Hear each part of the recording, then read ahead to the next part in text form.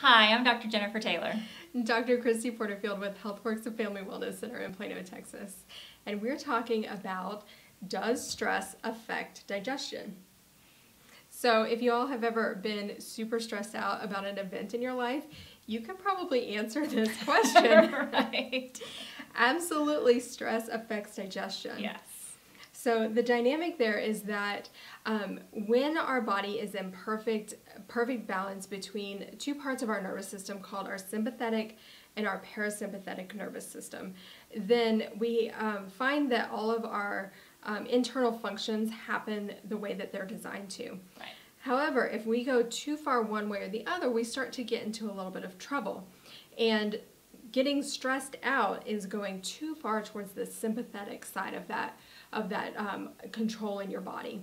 And going too far towards the sympathetic side means that you're going to have trouble with a lot of body functions, reproduction, digestion, of course, your cognitive ability, and many, many other things.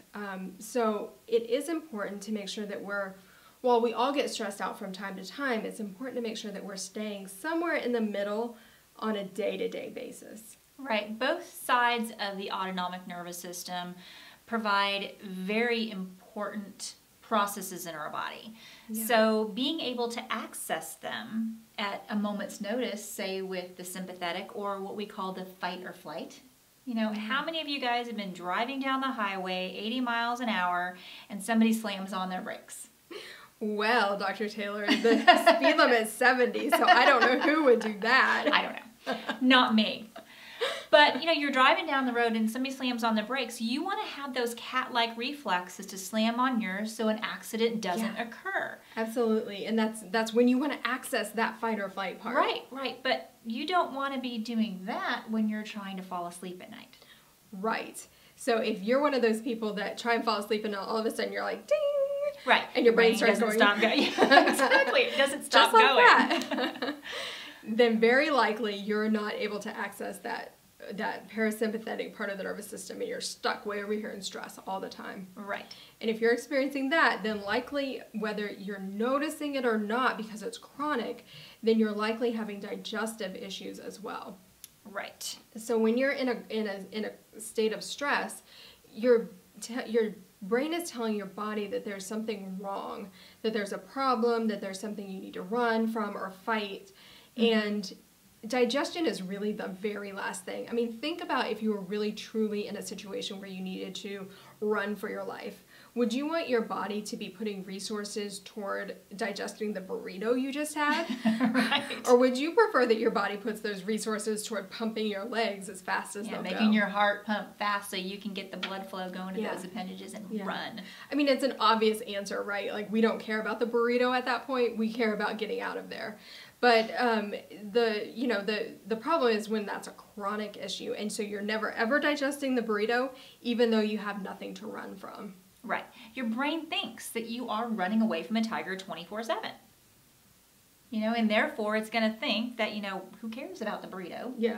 Right. It's going to sit and feel like a rock in your stomach. Yeah. All right. But how do you know? How do you know this is even a problem? You may have some of these things. It may not really be distressing your life at all. But, you know, just like a cavity, we don't know it's there until we start feeling it, right? So it really burrows a hole all the way down to the nerve. So really understanding that these things really are occurring in your body even prior to any major life disruption of symptoms. Yeah. We can figure that out. There's a test called heart rate variability that is now becoming the gold standard to determine the health of this autonomic nervous system that controls these two sides, right? Yeah. So in our office, we actually do this as part of all of our new patient processes because this really helps us understand how well does your body respond and recover from stress, whether it be chemical, physical, or emotional. Yeah.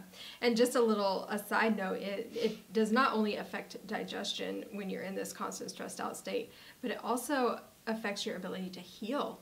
And that's a major reason why we look at it as we get started with patients and then to measure progress of care, because if you're in such a state that you cannot heal, then we know that that's going to be a much longer road than someone who has a lot of healing ability and to access for themselves. Right, right. So that gives us a great idea of, you know, the type of the care plans that we recommend to each patient, which is very personalized.